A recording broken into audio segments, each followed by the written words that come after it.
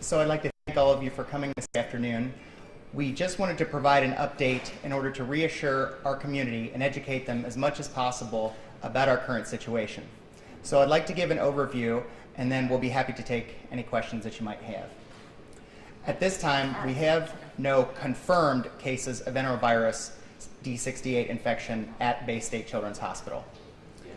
Within the past few days, we have seen a notable rise in the numbers of patients coming to our emergency department with respiratory illnesses, approximately anywhere from 35 to 60% within the past week,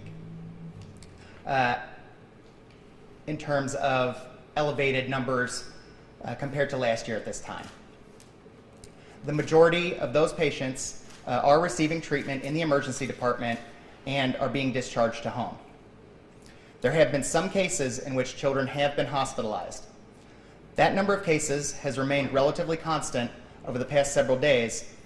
We have had some minor fluctuations up and down, but it has generally remained consistent with the number given last evening, which was around 7 patients. We didn't want to get into the daily counts of children hospitalized without any confirmation of cases at this time.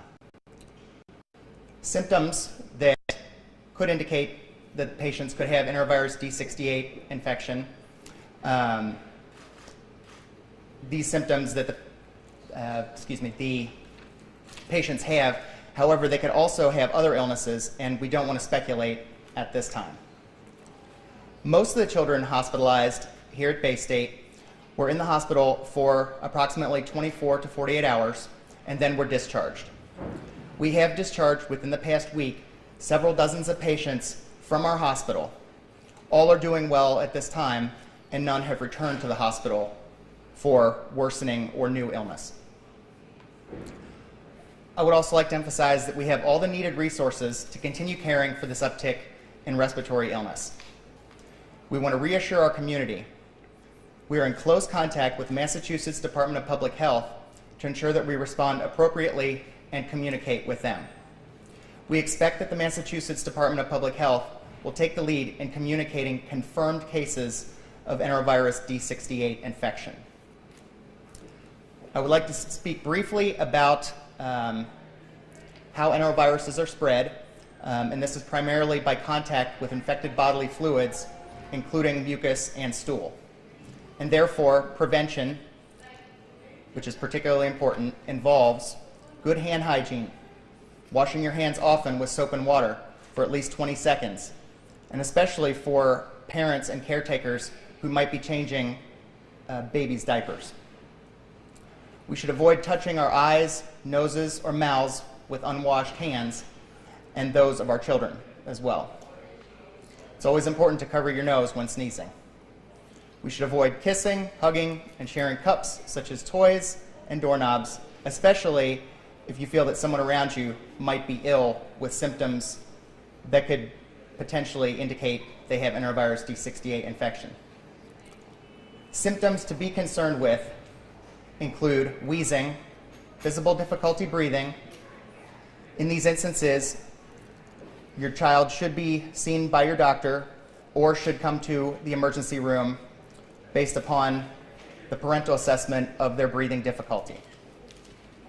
I would like to emphasize that we here at Baystate Children's Hospital are prepared to deal with a potential influx of patients, and we have seen rapid and responsible cooperation between multiple departments of this institution, including our pediatric emergency department, our pediatric inpatient units, our pediatric infectious diseases division, as well as our pediatric infection control here at the hospital. Some of the measures that we're taking in order to protect the members of our community, and particularly the most vulnerable members of our community, against the spread of contagious illnesses, include temporary changes to Baystate Children's Hospital's visitor policy in order to provide the safest environment possible for patients, visitors, and team members. And so, effective immediately, anyone who is visiting a child or a new mother at Baystate Children's Hospital and Baystate Medical Center must be 14 years of age or older. The temporary visitor policy applies to the following Baystate Health hospitals: Baystate Medical Center and Baystate Children's Hospital in Springfield, Baystate Franklin Medical Center in Greenfield, and Baystate Wing Hospital in Palmer. Thank you, and I would be glad to take any questions that you may have at this time. Doctor, you said there have been a number of children who have been treated in the emergency room and released. Roughly about 7 still hospitalized, as I understand it. Can you tell us approximately how many children actually have been treated and released that are not hospitalized at this time? Yes, and again, this is something that is changing by the minute. But in terms of specific numbers, we estimate that at least 5 to 6 times that number of hospitalization, children that have been hospitalized, have been treated and released from the emergency department. I'll bring in what the number 7 represents. Number 7 is The patients who are currently hospitalized as inpatients at Baystate Medical Center. And none of these are confirmed cases. Correct. So again, doctor, for people who are watching and parents out there, what's the message you want to deliver then? There's no reason to panic, get overly concerned about this particular virus that will eventually run its course? Yes, and I can't emphasize that enough to parents out there and members of the community that there is no cause for alarm or concern with this infection. In an overwhelming majority of patients that have this infection, it will be self-limited. Patients may not even need to become patients at that point, and not even need to seek medical attention. We are asking that parents who have children with asthma or underlying respiratory conditions do keep a little bit closer eye on their children and their activities, as we know that patients with those conditions are at increased risk for more severe complications of this infection. what are you doing to treat the patients that do come in with these symptoms? So currently there is no antiviral treatment for Enterovirus 68. Additionally, there are no measures such as immunizations available for treatment of Enterovirus D68. So prevention is the best method. In terms of specific treatments to support patients while they're symptomatic, these have mainly consisted of respiratory treatments, such as one would use with asthmatics or patients with other respiratory viral infections during the wintertime. Doctor, is there any way of knowing, based on who and how many you've treated so far, whether or not this situation is going to get a lot worse before it gets better in terms of children you are seeing with the respiratory problems that are coming into the hospital for treatment? So it is difficult to speculate based upon what we've seen at this time. However, what we know about the seasonality of enteroviruses in general, we know that they typically predominate between late spring and mid-autumn.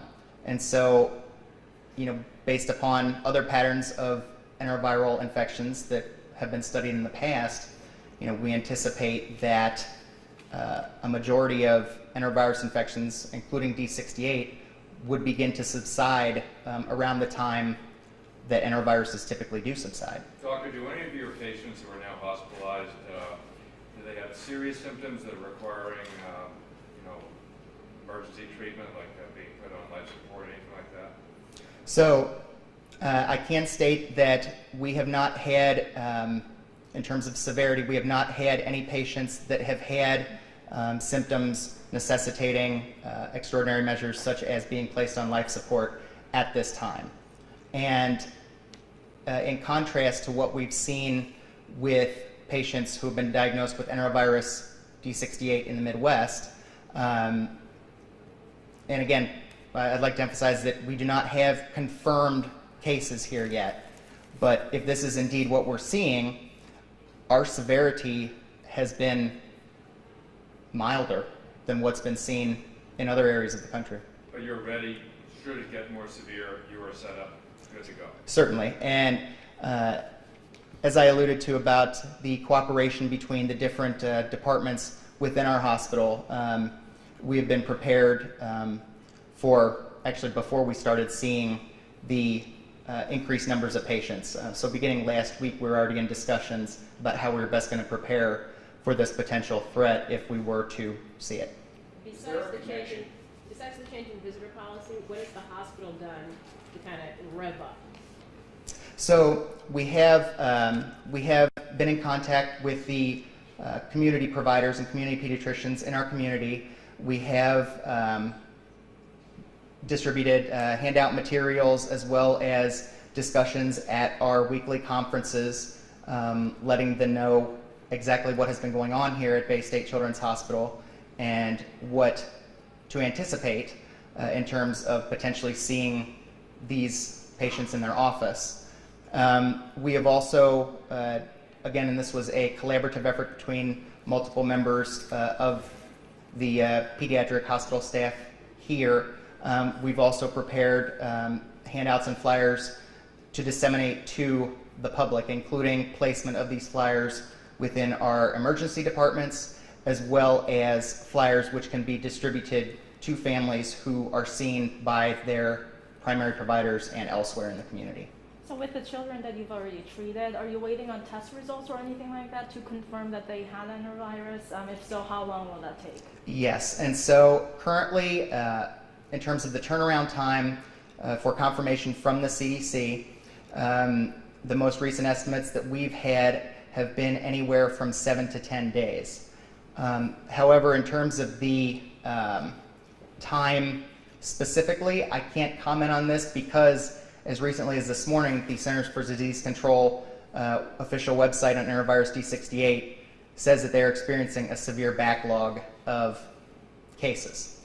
But at this time, we estimate between 7 to 10 days. Doctor, if these cases are confirmed as the Enterovirus, can you tell us whether or not the treatment will change of the children who are here, and can you elaborate a little bit more about what kind of treatment they are receiving now to get them well, get them better, and get them out of the hospital? That's an excellent question. And in terms of the treatment for these patients, regardless if these cases are confirmed, if some of them, if all of them, if none of them are confirmed as Enterovirus 68, ultimately by the Centers for Disease Control, our management of the patients would not change in terms of providing the care needed to get them over their symptomatology. And can you talk about what kind of care how are they being treated in the hospital? Again, so we found that a number of these patients are requiring treatments consistent with treatments that one would use in asthmatics, including medications like albuterol at doses that are slightly higher and for longer duration than one would typically use with an asthmatic. So if your child has asthma, at which point should you be concerned? Because it could be just asthma acting up, or some people say, oh, is this the virus? So can you tell us, at which point should you be concerned and bring your child to the ER? And again, I always try to emphasize to each individual parent of patients that I see that they are the best judge of their children and their children's care. If parents are concerned enough that they feel that their child merits being seen in the Baystate Emergency Department, I would encourage them to come and be seen. If they feel that their child is okay in terms of work of breathing, those type things, to be seen at their pediatrician's office later in the day or potentially the next day, then I would encourage them to pursue that route. In terms of if they have any issues about being on the fence regarding what to do, certainly contacting their pediatrician or the individuals such as myself here at Baystate Children's for additional guidance would be recommended. Doctor, is this the kind of thing where some children will naturally fight off this virus and then other kids, for some reason, are susceptible to it? Or is it just the asthma, some weakness in their lungs that makes them susceptible? So, I'm sorry, could you say the question again? Don't people fight off viruses naturally? I mean, in some cases we see conditions where a person might naturally, like, even get the virus, fight it off, never know they have it, but other people are susceptible. I'm just wondering if that's the case here with this virus. Yes, and in terms of enteroviruses, we know that enteroviruses circulate every year between the late spring to mid-fall. And in terms of, you know, who is more at risk in terms of more serious symptoms depends upon how that particular enterovirus manifests. In this case, this type of enterovirus infection, the D68, has manifested with primarily respiratory symptoms, and therefore asthmatics are potentially at higher risk. So you and I could have it and not know it? That's correct. Is there any connection with the patients, similar school, similar geographic location where they're from? At this time, we have not looked into that issue. However, our infection control department and the Massachusetts Department of Public Health do actively follow up on those questions and do look into those issues further. And again, I wanted to emphasize that we are in constant contact with the members of the Massachusetts Department of Public Health, and we will support them in any way that they need. Could you say the age range of the patients that you're seeing, and are most of them have the underlying asthma condition? And what home care do you recommend when the children are released? So the main age ranges that we've been seeing have been consistent with the age ranges of patients that have been seen in other areas of the country, including the Midwest. I do not have specific in terms of minimum age and maximum age, though I can tell you in general that they have been of the toddler age range between the ages of 2 to 6 years have been the most prominent patient group. And did they have underlying asthmatic conditions, or breathing problems to begin with? Did they have underlying conditions that put them at risk? Again, we have not fully examined every patient case at this point, secondary to the increase in patient influx. And while that is something that we certainly will be reviewing, at this time, our emphasis has been on the care of the patients first. And how many samples have you sent to be analyzed? At this time, and as soon as we realized that there were an increased number of children who were coming in with respiratory illnesses, we did send off specimens to the CDC. And again, this is a fluctuating number because we've been in contact with our laboratory department, the Baystate Reference Laboratory, on a daily basis. And so at this time, I couldn't give you a specific number.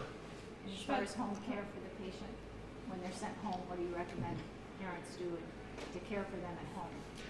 Again, I think in terms of supportive care, you know, I wanted to emphasize that most of the children who have this infection, this enterovirus D68 infection, will have upper respiratory symptoms. And so it would be the same as with, you know, any other upper respiratory viral infection in terms of supportive care, such as, you know, frequent nasal bulb suctioning for the younger infants. You know, we typically advise against, the American Academy of Pediatrics advises against using cough and cold remedies in children under the age of 6 years old. And again, being extremely vigilant, which if the parents of the community are anything like myself, then they will be. You know how when you have strep and you go home, you're supposed to stay away from, you know, your preschool class or whatever. Is there any of that with this once you're sending these patients home that have obviously risen to the level of coming to the ED? Mm-hmm.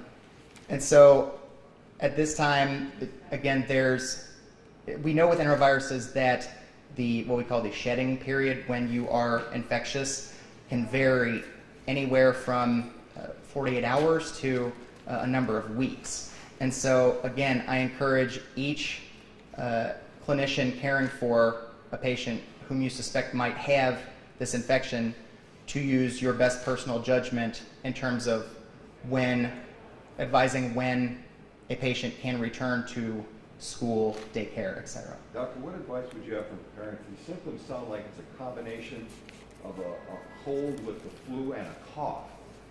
So if you're a parent with a child who is coughing or maybe has a little bit of a fever, at what point do you say, I've got to get this child to the doctor, or I've got to get this child treatment, or whether or not you should just treat the symptoms at home as best you can? For how long? Where do you draw the line as to when you bring them in for medical treatment? And again, as I had mentioned before, I always try to tell my parents and my patients that they are the best judges of what their what their child's medical situation is like. And we know that some parents are more cautious than others. And I tell parents to use their best judgment in terms of the type of care that they might require. Some of the things that, and again, some of the things that we recommend in terms of symptoms to watch out for with this condition: active wheezing, audible wheezing, increased work of breathing, and a lot of the times in younger children, this can involve what we call in the medical field retractions, where you can actually see the muscles of the ribs working harder. And obviously in terms of decreased inspiration and expiration upon breathing as well. So at this point, should older children and also on the other side of the spectrum, seniors, be concerned about this virus or a different version of this virus at all? At this time, while there have been a small number of cases across the country, including Kansas City, where teenagers have been affected, we have not seen that here at Baystate. And consistent with what many physicians across the country, there was a conference call from the CDC the other day regarding this enterovirus infection. We have not seen symptomatic infection with this virus in adults. The approximately 7 young children you have, could you characterize their condition, fair, good? Do you have a category? Yeah, and in the small numbers of patients that we've seen that have been admitted to the hospital, they are initially relatively ill when they come in, requiring a high amount of oxygen support. However, even those ill individuals seem to rapidly improve with the appropriate management, including high-dose oxygen that is very rapidly being weaned down and off, as well as the albuterol treatments that we had discussed before. So they might start out serious and then go to good? I think that's a fair assessment. Fair. Yes. And within a day or so they improve? That's been true in nearly all of the cases we have seen to this point. But I think we want to be clear that not all kids are coming in a condition that would be serious, right? Correct. And in fact, again, I can't emphasize that a majority of the kids that are being seen in our emergency department are being discharged to home that's during that same visit. So, Yeah, I was asking about the 7 that were hospitalized. yeah. So, Okay. Should we say no confirmed cases one more time? again, yes. We, I think everybody has, probably seen the CDC map at this point. But again, we're deferring in terms of confirmed cases to the Massachusetts Department of Public Health, and they are actually notified from the CDC just prior to the hospital is being notified. So if and when there is a case confirmed from our institution, they will be the first to report it. What day, or was it this week, or what day did this kind of get this cluster? We first started seeing a spike late last week, Thursday, Friday, and then through the weekend.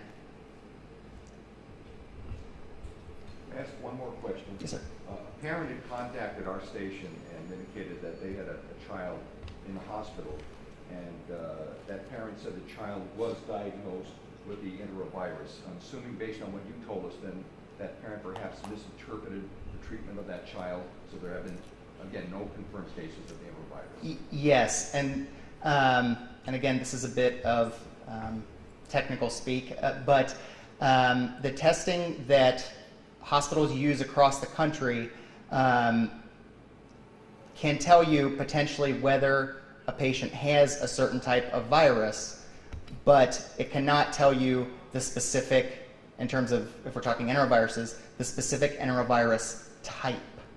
So that can only be done by the Center for Disease Control and their special molecular testing that they use. Okay, Thank you. thank you all.